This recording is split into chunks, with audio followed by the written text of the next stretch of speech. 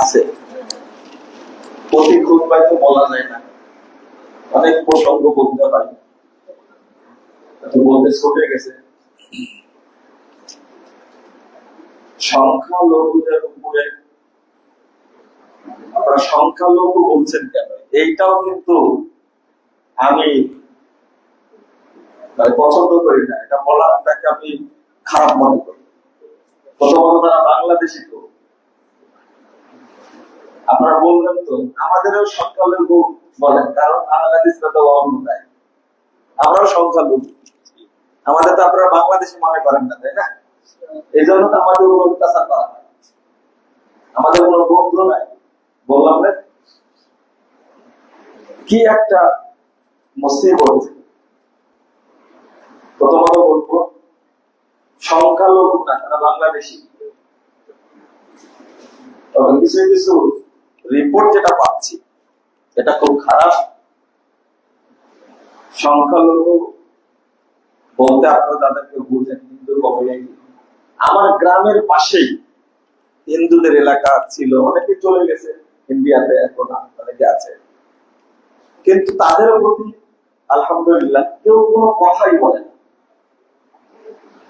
কিছু কিছু জায়গায় যারা এগুলো করছে, তারা যদি আসলেই এই হিন্দু ভাইদের প্রতি অত্যাচার করে থাকে, তাহলে অন্যায় করছে, এদেরকে বিচারের আওতায় নিয়ে আসা উচিত।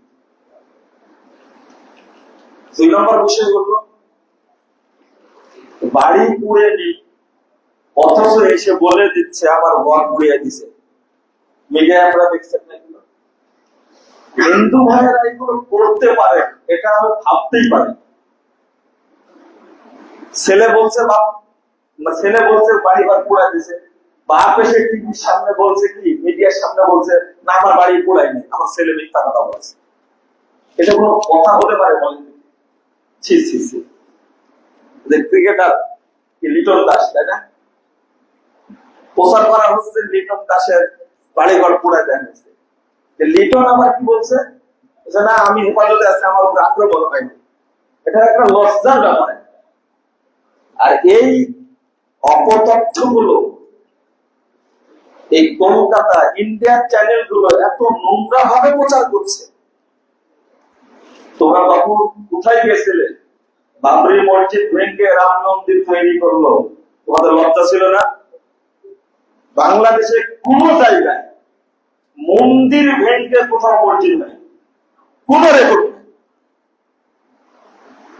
অতএব সংখ্যালঘু ধোঁয়া তুলে আপনার পরিবেশ নষ্ট করবেন, এই ফালতু নোংরামি, এই তথ্য সন্ত্রাসের মাধ্যমে। আশ্চর্য, দেশ আমাদের, আর তথ্য মিথ্যাভাবে উপস্থাপন করে বিশ্বের কাছে এই রাষ্ট্রটাকে অস্থির রাষ্ট্র প্রমাণ করার চেষ্টা করছে। হাজার হাজার মুসলিম ভাইকে হায়দ্রাবাদে মেরে ফেললো না এই কষি মলাই, এই কষাই ময় ফেললো না এই মোদি। বলতে গেলে সহ্য হয় না, আমার মুসলিম ভাইয়ের রক্তের দাম নাই। তুমি মারলে কষায়ের মতো হাজার হাজার মুসলিম ভাই, তখন তোমার এই তুলনা কোথায় গেছিল? হিসাবে কালকে বলেছে জানেন যে 140 কোটি ভারতীয় বাংলাদেশের ব্যাপারে উদ্বিগ্ন। বাদ দিয়েছে কাদেরকে খেয়াল করেছেন?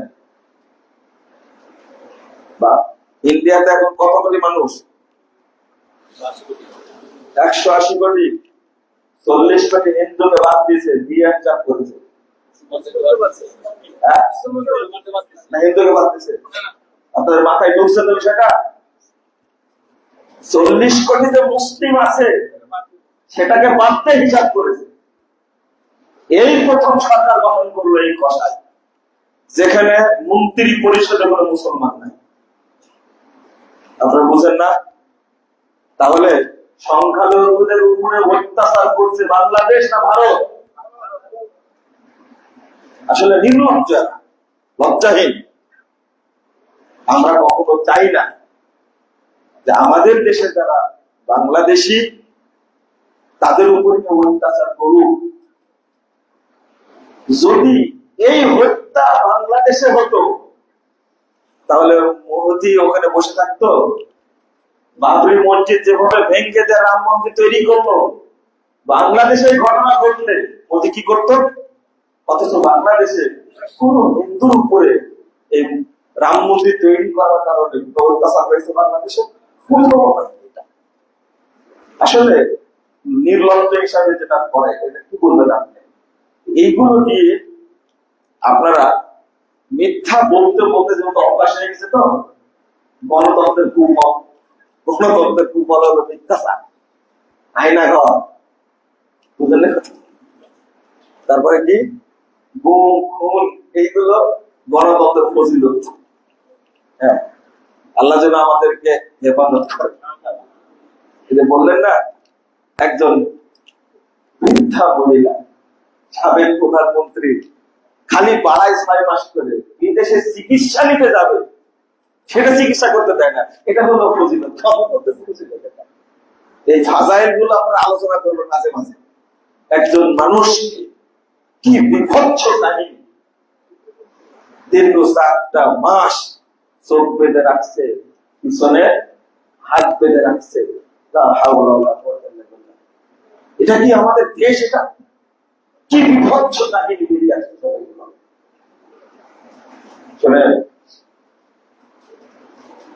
একজন মানুষ হিসাবেও আপনি কখনো কাজের লোকের প্রতি অত্যাচার করবেন, সাবধান। এই প্রতিশোধ আল্লাহ নিবেনি।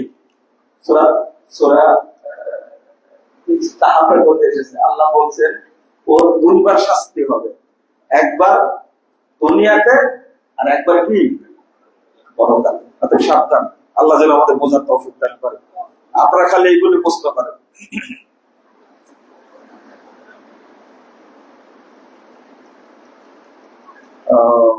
প্রশ্ন করেছেন রাসূল সাল্লাল্লাহু আলাইহি ওয়াসাল্লামের সাহাবীরা বিভিন্ন সময় বলতেন, আমার পিতামাতা আপনার জন্য উৎসর্গ হোক, এই কথার ব্যাখ্যা কি? ব্যাখ্যাটা তো মনে হচ্ছে ভুলে গেছি আমি।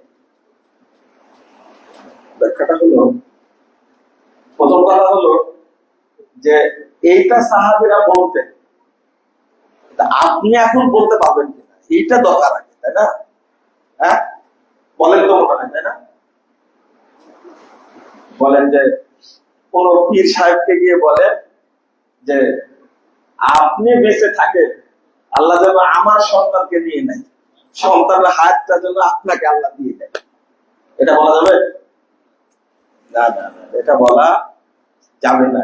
এর অর্থটা হলো যে আমার পিতা মাতার চেয়েও আপনার প্রতি আমার আনুগত্যটা বেশি। আমার পিতা মাতার চেয়েও আপনার প্রতি আমার আনুগত্যটা কি বেশি। ওই যে লা ইউমিনু আহাদুকুম হাত্তা কুনা আহাব্বা ইলাইহি মিন ওয়ালিদিহি ওয়া ওয়ালাদিহি ওয়ান নাসি আজমাইন। তার পিতা মাতা, সন্তান সন্ততি এবং পৃথিবীর সমস্ত মানুষের চেয়েও কি উত্তম না হব, ভালোবাসার পাত্র না হব, ততক্ষণ কেউ মুমিন হতে পারবে না। এটা শ্রদ্ধা জানাতেন সাহাবারা। মহিলাদের নামাজে বিস্তারিত আলোচনা করবে। মহিলাদের নামাজের বিস্তারিত আলোচনা করার কি দরকার? মহিলা আর পুরুষের নামাজের কোনো পার্থক্য নেই, এটাই তো শেষ। যদি আপনার ওয়াইফ নামাজি ভাই, মুসল্লি ভাই সালাত পড়ে, আপনি তাকে শিক্ষা দেবেন আপনার মতো করে। 2-1টা জায়গায় কি আছে পার্থক্য আছে। এইটা তো জামাতে সালাত আদায়কালীন, যেটা খুব কমই হয়। মহিলারা যখন সালাত আদায় করবে জামাতে নিজেরা, ইমাম সাহেব সামনে দাঁড়াতে পারবে না, কাতারের মাঝখানে মহিলা ইমাম দাঁড়াবে, নাম্বার 1। এটা 2 নম্বরটা হলো ইমাম যদি ভুল করে তাহলে তারা কথা বলতে পারবে না। লোকমা দিবে কিভাবে? হাতের উপরে হাত মেরে, এইভাবে। এইটা আর কি পার্থক্য আছে? হ্যাঁ, না, ড্রেসেরও পার্থক্য নেই। আপনারা যেটা জানেন পার্থক্য, সেটা হলো পুরুষরা টাকনুর উপরে প্যান্ট রেখে সালাত করবে। এটা শুধু সালাতের ক্ষেত্রে না, সবসময়? সব সময়। মহিলাদের ক্ষেত্রে আমরা যে কথাটা বলি যে তারাও পায়ের পাতা ঢেকে রেখে সালাত আদায় করবে, তাই না? এই মর্মে যে হাদিসটা আসছে, হাদিসটা জয়ীফ। হাদিসটা কি? জয়ীফ। তারা পায়ের পাতা খোলা রেখেও সালাত আদায় করতে পারবে, মনে থাকবে? হাদিস যেগুলো কি জয়ীফ। আসলে সালাতের ক্ষেত্রে আমরা এলাই মহিলারা সালাত পড়ে কোন জায়গায়, কোন জায়গায় পড়ে জানেন? বাড়ির মধ্যে তো পড়ে, ঘরের মধ্যে পড়ে, আবার আমরা মুরব্বীদের কাছে দেখছি ঘরের একটা পাল্লা সাইডে দাঁড়ায় পড়ে সালাত। পাল্লা বলতে তো আরো তো ওই জায়গায় সালাত পড়ে, তখন তার পায়ের পাতা ঢাকা শর্ত না। এই ফতোয়াটাই দিয়েছেন ইবনে তাইমিয়া, এটাই দিয়েছেন ইমাম ইবনুল কাইয়িম রাহিমাহুল্লাহ, এটাই বলেছেন শেখ উসাইমিন, এটাই বলেছেন আলবানী রাহিমাহুল্লাহ। বলে দিলাম এটা যেন আপনারা আমার দ্বন্দ্ব না পান। আর পায়ের পাতা ঢাকা অবস্থায় সালাত পড়বে মহিলারা, এই হাদিসটা কি জরুরি মনে থাকবে? কেউ কেউ বলেছে জরুরি না, ঢাকা কি জরুরি না। তাহলে নারী পুরুষের পার্থক্য এখানে পাওয়া গেল। তবে তবে মহিলারা যখন বাড়ির বাহিরে যাবে তখন তার পা তো দূরের কথা, তার মোজা জুতাও দেখা যাবে। বোরখাটা হতে হবে এমন যেটা মাটির সাথে ছেঁচড়ে যাবে। পায়ের নলা না, শুধু কি জুতাও দেখা যাবে না, মনে থাকবে কথাটা। 5 জন মহিলা সাহাবী থেকে আলাদা আলাদা হাদিস বর্ণিত হয়েছে, 5 জন। এখন মা বোনরা এটা না মানলে আমার কিছু করার নাই, তবে আমি দোয়া করি তাদের জন্য যে মহিলা এই হাদিসটা আমল করে আল্লাহ যেন তাকে ওই মহিলা সাহাবীদের সাথে জান্নাতে রাখে। আধুনিক যুগে তো মানতে সম্ভব না, মানবে না। কি বলছে? আমার অনেকে ধমকাইছে, আমি বললাম যে জমর দিতে পারেন আমাকে, মামলা করতে পারেন, কিন্তু ফতোয়া চেঞ্জ হবে না, মনে রাখেন। কারণ এটাই ফতোয়া। বাড়ির বাহিরে যাওয়ার সময় মহিলার পা দেখা যাবে না, তো সাবধান। মোজা দেখা যাবে না, জুতাও দেখা যাবে না, এত শক্ত বিষয়টা। ঘরের মধ্যে যখন নামাজ পড়বে তখন পাতা ঢাকা শব্দ না। ক্লিয়ার, পরিষ্কার? তাহলে নারী পুরুষের সালাতের তেমন কোনো পার্থক্য নেই। বিশেষ করে বহু নারী যখন সেজদা দেয় তখন 2 হাত মাটিতে নামায় দেয়, আরাম, সালাত পূর্ণ হবে না। কিন্তু পুরুষ যেভাবে হাত উঁচু করে রাখে ওইভাবে রাখতে হবে। এই মুকসুদুল মুমিনিনা ফাজাইলে ভেজালে আমল, এই তাবলীগের লোকেরা শেষ করে ফেলেছে মহিলাদের নামাজটা। ওরা এমন ভাবে লেখছে বইয়ের মধ্যে, আস্তাগফিরুল্লাহ, বলতেও খারাপ লাগে। তো ওইভাবে সেজদা করলে তো স্তর ঝুলে পড়বে, নামাজ হবে বেহায়া, এগুলো লেখছে।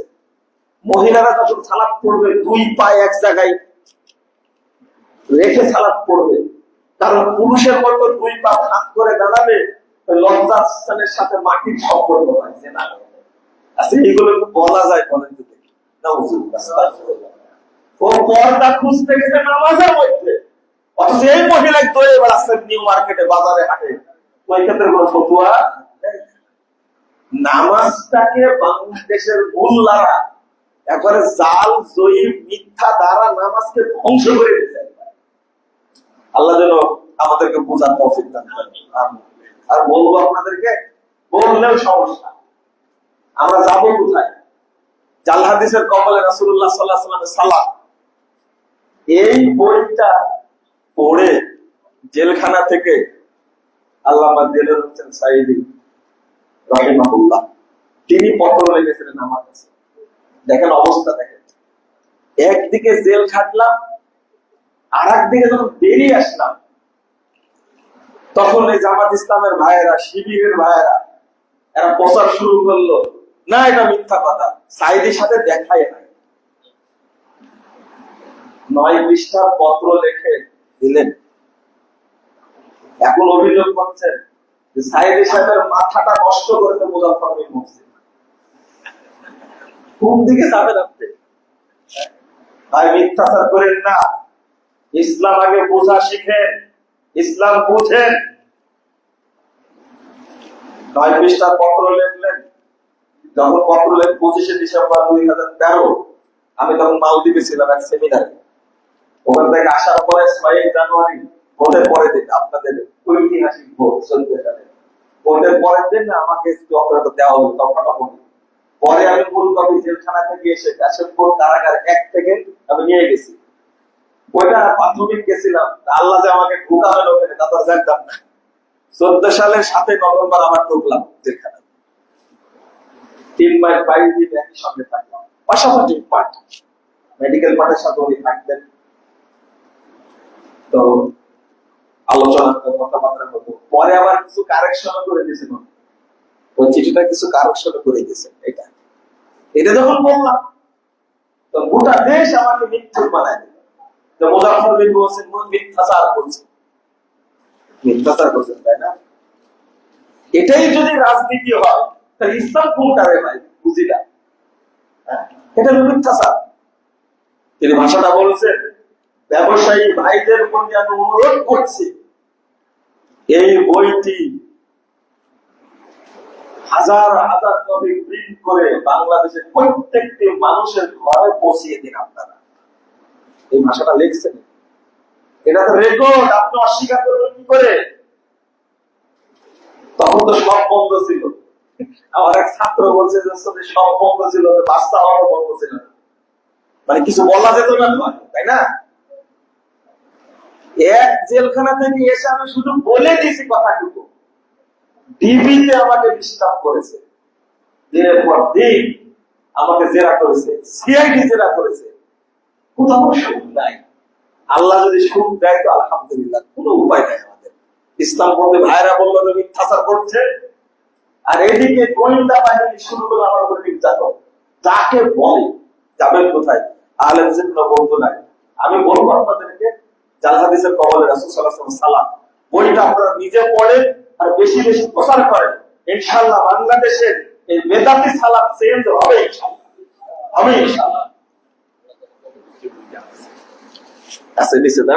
আছে নিচে আছে, আপনারা নেবেন। অ্যাকচুয়ালি মুসলিম বিক্রি করতে আসতে আমাকে বলছি। একজন আলেম বলেছেন যে গণতন্ত্র হারাম, আর গণতন্ত্রের মাধ্যমে নির্বাচিত সরকারকে আনুগত্য করা জায়েজ ভাই কি করে? যদিও সে সরকার ইসলামের বিধান মানতে বাধা দেয় না, তবে অনেক বাধা নিষেধ থাকে। এটা একটু ব্যাখ্যা করবেন। কি প্রশ্ন করলেন? ভুলায় ফেললেন মনে হয়, তাই না? মানে একবার গণতন্ত্র হারাম যেহেতু এই সরকারের আনুগত্য কিভাবে চলে, এটা প্রশ্ন। প্রথম কথা হলো একটা জিনিস পার্থক্য করে দেবে, ইসলামী সরকার না মুসলিম সরকার? বলেন। খলিফা, হ্যাঁ, যদি মুসলিম খলিফা হয় তার বিধান একরকম হবে, ঠিক আছে? এটা খেয়াল করবেন। আর যদি খলিফা না হয় তাহলে তার হুকুম কি আলাদা, প্রথমত। আর আম কথা হলো, শাসক যদি খলিফা না হয় তাহলে ভালো কাজে সহযোগিতা করতে হবে, খারাপ কাজে কি সহযোগিতা করা যাবে।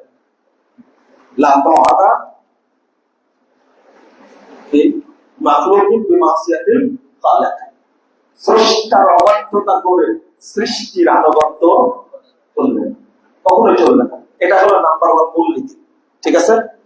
তো এইটাকে আবার মুসলিম ইসলামী খেলাফত বা মুসলিম খলিফা বলে আপনারা গুলিয়ে ফেলেন নাকি, ঠিক আছে? এই যে আপনাদের মাথায় সবসময় এটা কাজ করে। আমাদের মূলনীতি এই জায়গাতে এতটুকু, অমুসলিম বা মুসলিম খলিফা যদি না হয়, এমনি নরমাল শাসক হয়, ভালো কাজের আনুগত্য করব, খারাপ কাজের কি করব? আনুগত্য করব না। আর যদি সম্ভব হয় তাহলে বিরোধিতা করবেন না। কথা বুঝে গেছে? আর একটা মূলনীতি এখানে, দাওয়াতের মূলনীতি খেয়াল রাখেন, সেটা হলো আপনার সামর্থ্য নাই, জনগণ নাই। এখন আপনি এটা একাই করতে গেছেন, বিরোধিতা করতে গেছেন, ইসলাম কি বলে? যেমন আমি বলবো না একটা মূর্তি ভেঙে দিলেন এক জায়গাতে, বেশ কয়েক মাস আগে। কি করবো জানেন? এবং সরকারের নেতৃত্বে ওই মূর্তিকে চিন্ত না। এখন কি করলো, ওই মূর্তিকে নতুন করে এত সুন্দর করে তৈরি করলো, করে আবার প্রশাসন পাহারা বসালো। এখন মানুষ এটাকে জিয়ারত করতে যায়, ফুল দিতে যায়। এখন যে পাপ গুলো হচ্ছে, এই পাপ গুলোর অংশীদার কে হচ্ছে? যে আগে মানুষ। দাওয়াতের মূল নীতি হলো খারাপ কাজের বিরোধিতা করতে গিয়ে যদি খারাপ কাজ বেড়ে যায়, তাহলে বিরোধিতা করা যাবে না। মনে থাকবে, খারাপ কাজ আপনার উৎখাত করতে গিয়ে যদি ওইটা নতুন করে বেড়ে যায়, ফিতনা তৈরি হয়, তাহলে করা যাবে না। এটা হলো শরীয়তের মূল নীতি। এটা এই জ্ঞান তো আমাদের মধ্যে নাই। এই যে দেখেন, এমন একটা পরিবেশ তৈরি করলো ছাত্ররা, যত সুন্দর সুন্দর মূর্তি ছিল, কি করলো বলেন? 24 ঘন্টার মধ্যে গোটা দেশ থেকে সবগুলো কিসে এমন ভাবে তৈরি করছে মূর্তি গুলো, পাথর দ্বারা। কি লাগালো? রেজাল্ট লাগালো, এগুলো লাগায়া একবারে সব জায়গাতে মূর্তি শেষ করে দিল। আমি সেনাবাহিনীর লোকেরা মূর্তি রেখে চিন্তা করেন। এটাই হলো কি গণবিপ্লব। যেদিন গণবিপ্লব হবে তা ওদের পক্ষে, সেদিন কিছুই থাকবে না। বুঝলেন কথা? এইগুলো তো আগে বলা যেত না, আজকে বললাম। তাই আল্লাহ যেন মানুষ বুঝার কথা। আমরা বলি ইসলামের কথা, খেপে যাই না, বুঝেও না। আচ্ছা আচ্ছা, অনেক।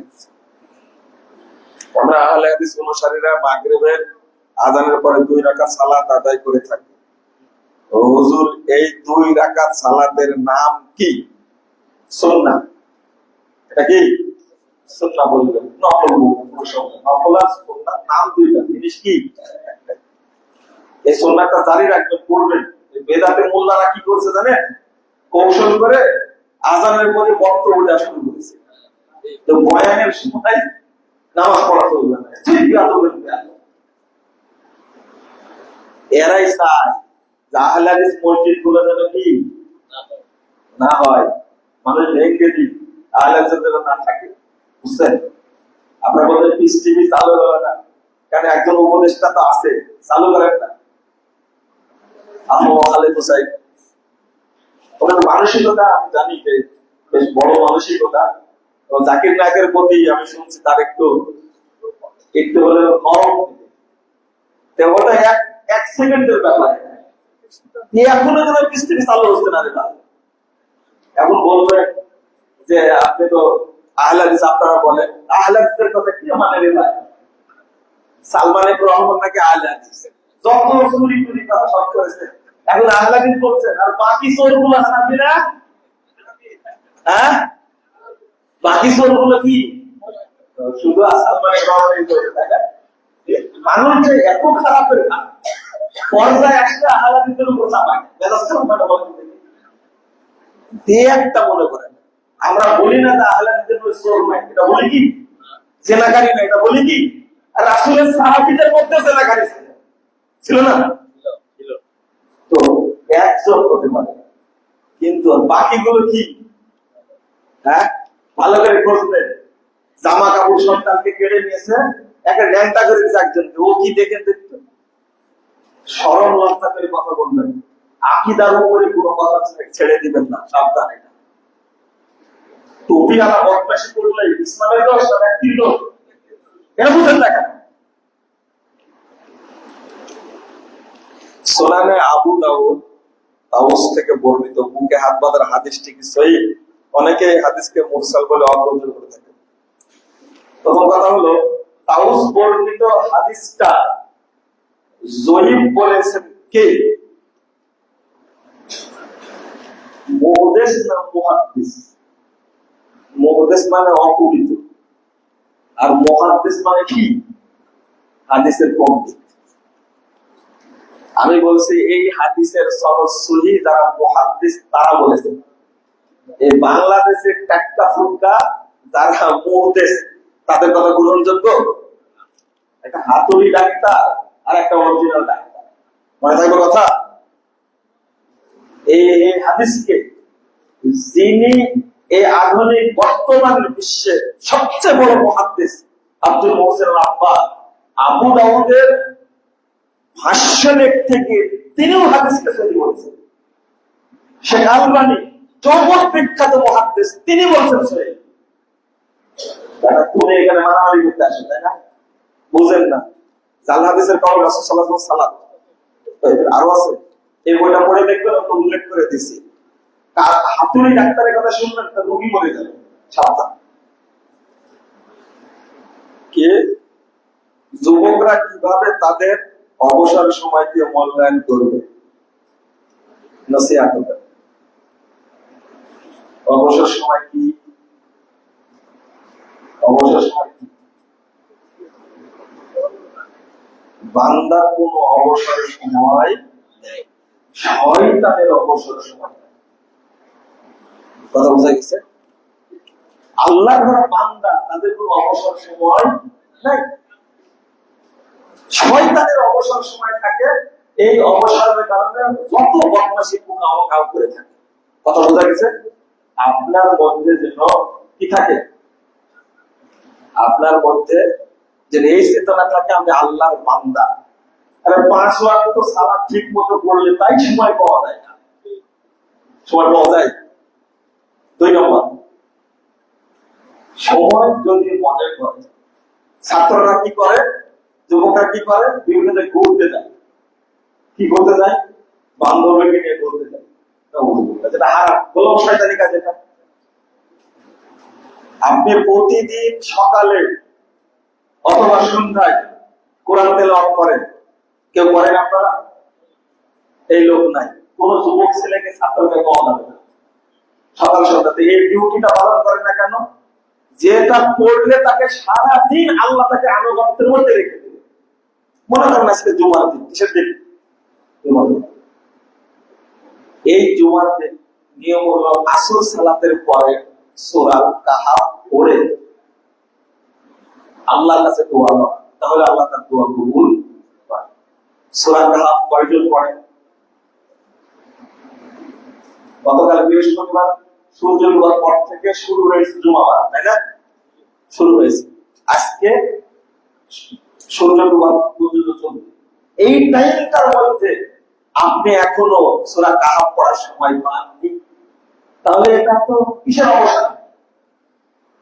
নাম্বার 2, আপনার প্রতিদিন পড়া উচিত সূরা মুলক, কবরের আযাব থেকে মুক্ত পাবেন। আপনিও পড়েন না, সন্তানদেরকে বলেন না, আপনার ওয়াইফকেও বলেন না। নিজে না পড়লে সন্তানরা শিখবে কি করে? নাম্বার 3, প্রতিদিন অন্তত সূরা বাকারার শেষ 2টা আয়াত পড়া উচিত। সারাদিন যা করবে একজন ব্যক্তি, এই 2টা আয়াত তার জন্য যথেষ্ট। এত বড় ফজিলতপূর্ণ, কই তো পড়ি না তো আমরা। অবসর সময় কই পেলেন আপনি? অবসর কই? আপনি সন্তানকে অন্তত আউয়াল ওয়াক্তে সালাত আদায় করবেন। টাইম হয়েছে 12টা 10-এ, এটা কি মনে রাখেন? যখন 12টা 10 থেকে সালাত না পড়ে আপনি যত কাজ করবেন, কোন কাজের বরকত হবে না। টাইম হয়ে গেছে, এখন কি করতে হবে? আমার কথা বলে মনে রাখেন, 12টা 10-এ কি হয়েছে? বক্ত হয়েছে। সালাত না পড়ে আপনি আদার্স যা করবেন, কোন কাজে আপনি সফল হতে পারবেন না, বরকত হবে না ইনশাআল্লাহ। আগে সালাত টাইম হয়ে গেছে, আসলে সালাতের টাইম হয়েছে 3টা 35-এ। আগে সালাত পড়েন, তারপর অন্য কাজ করেন। সালাত না পড়ে যতই জরুরি কাজ করেন, এই কাজে আপনি সফল হবেন না, আপনার কোনো কাজের বরকত হবে না। সুযোগ নেই, ওই অবসর পেলেন আপনি, আপনার আউয়াল ওয়াক্তে সালাতই পড়তে পারছেন না। আল্লাহ আমাদের বোঝার তৌফিক দান।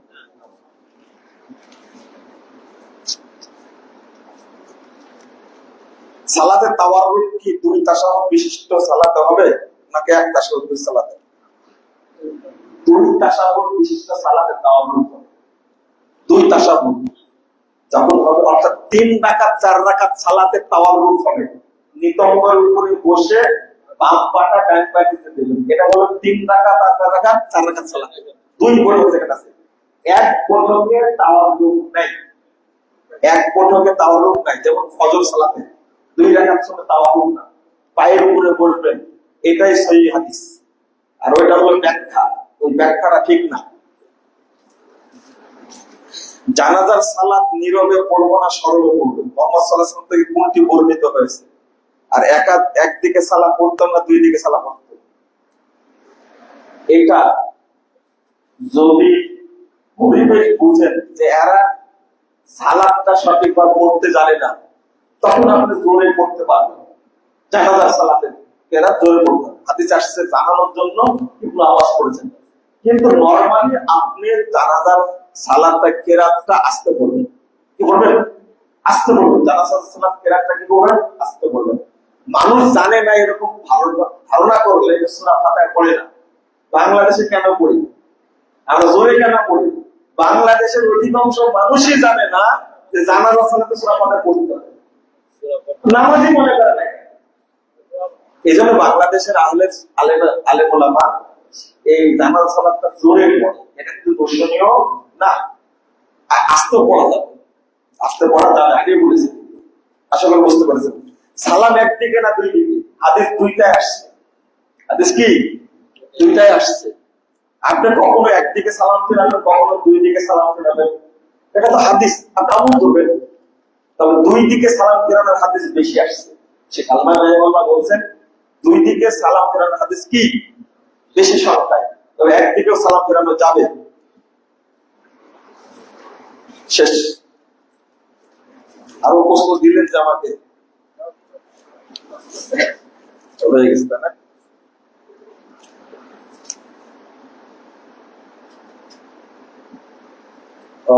আচ্ছা আচ্ছা। এখন মহিলারা বিভিন্ন কোর্স করান অনলাইনে বা সরাসরি, যদিও মহিলা বুরকা নেকাব পরা, যদিও সেখানে ছেলের উপস্থিত থাকে, এটা কি বৈধ? অনলাইনে পড়ায়, মহিলারা পড়ায়, মহিলারা পড়ে পড়ে না পড়ায়। যদি বুরকা পরা থাকে তাহলে চলবে। প্রথম এই ব্যাপারে প্রথম নির্দেশনা হলো পুরুষরা পুরুষের কাছ থেকে পড়বে, নারীরা নারীদের কাছে পড়বে। প্রথম এটা। যদি একান্তই কোন শিক্ষিতা কোন নারী পাওয়া না যায়, তাহলে পুরুষদের কাছ থেকে তা শুনতে পারবে। আর বিজ্ঞ আলেমদের কাছ থেকে নরমালি নারী পুরুষ সবাই শুনতে পারবে, যদি পর্দার মধ্যে থাকে। হাদিস এটা এসেছে, আল্লাহ রাসূল সাল্লাল্লাহু আলাইহি ওয়াসাল্লাম মহিলাদের জন্য দিন নির্ধারণ করে দিয়েছেন, তোমরা অমুক দিন জমা হয়ে আমি সেখানে গিয়ে তোমাদেরকে দিন শিক্ষা দিব। এই হাদিস থেকেও প্রমাণ পাওয়া যায় যে নারীরা একত্রিত হয়ে একজন পুরুষের কাছ থেকে দিন গ্রহণ করতে পারে, কোনো সমস্যা নেই। অবশ্যই পর্দার মধ্যে, অবশ্যই কিসের মধ্যে? পর্দার মধ্যে। শেষ কথা হলো, এখন মূর্খ মহিলাই বেশি দিন সম্পর্কে জানে না, এরাই দাওয়াতি কাজ বেশি করছে। দাওয়াতি কাজ করে, তালিমি বৈঠক করে এরা, এই কুকুরা যে সর্বনাশটা করে, আস্তাগফিরুল্লাহ, এরা অজ্ঞ। এদের পাল্লায় আপনারা পড়বেন না, এদের থেকে দূরে দূরে থাকবেন। বরং এখন অনেক ভালো ভালো বই বের হয়েছে, যেগুলো দেখে আপনারা শিখতে পারবেন। আর ইমামদের কাছে সরাসরি জিজ্ঞেস করেও আপনারা সেটা জানতে পারবেন। কিন্তু মূর্খ মহিলাদের পাল্টে পড়বেন না, আশা করি। জাযাকুমুল্লাহ খায়রান ওয়া বারাকাল্লাহু ফীকুম। আরেকটা আছে, কি প্রশ্ন করেছেন? জনক আলেম বলেছেন যে আল্লাহ রাব্বুল আলামিন কিয়ামতের মাঠে রুটি বানাবেন চাঁপাইনবাবগঞ্জের মহিলাদের মতো।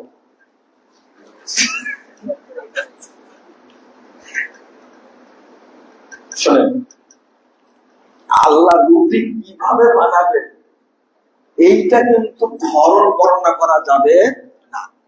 আল্লাহর সিফাত, হ্যাঁ, কোন ধরন বর্ণনা করা কি যাবে না, খুব মুশকিল। আপনারা আসলে মানহাজগত জ্ঞান না থাকার কারণে খুব সমস্যা, ধরন বর্ণনা করা যাবে না। আর একটা বলছে, শেষে আর একটা কথা লিখছে,